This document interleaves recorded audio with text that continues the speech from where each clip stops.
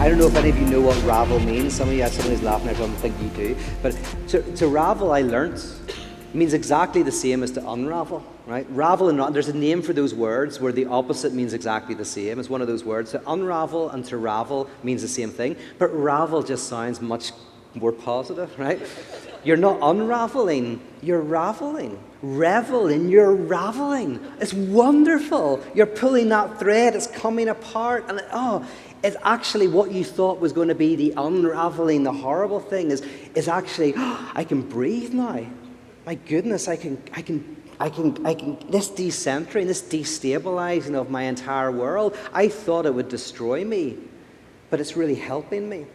Sadly, that's the point where you're about to unravel is the point that you're often asked to leave a community.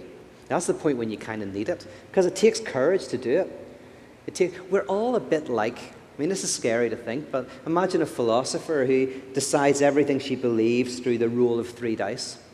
Everything, ethics, morality, whatever. And then once she's decided what she believes, she goes out and argues for it, writes books about it, kind of engages in debates, does talks.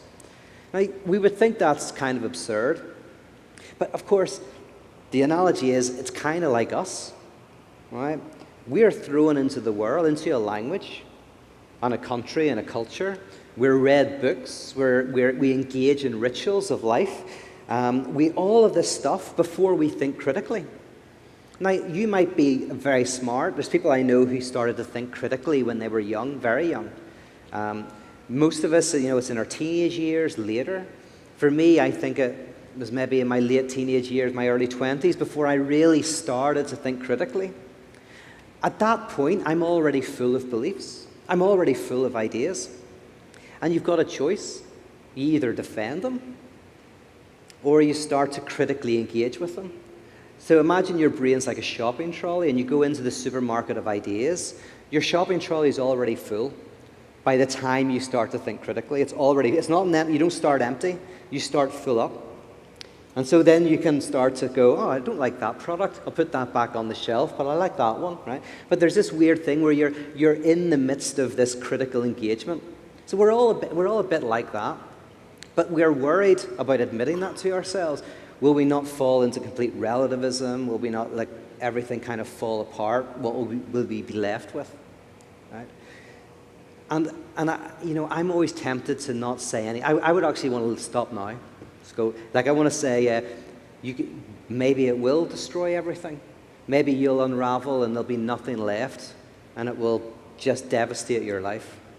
Thank you. Good night. It's great. I'll see you at the pub, right? I kind of want to do that because I don't want to promise where it's going to go because I can't. I can't, even if I had a thought of where it's going to go. When we do atheism for Lent, I want to promise people, if you do atheism for Lent, you'll probably come out with a more robust sense of yourself and faith and life, and you'll find. But I don't know. All I want to promise is that the alternative is worse. It's like the relationship. So if we look at all our problems, we'll survive as a couple. I don't know. It might be a disaster. Lots of tears, lots of shouting. You leave each other, and you're never reconciled in any way, even as friends. I don't know. But you know what? That is better than 40 years of what you've got now. That's the only thing I can say, But also, I think it opens up the possibility for a new type of relationship, a new way for you to work things out and to think about things. We all know this. Like, I wish I was still a charismatic because I could do prophecies, go like, have you got problems in your relationship, sir? Or do you know someone who has?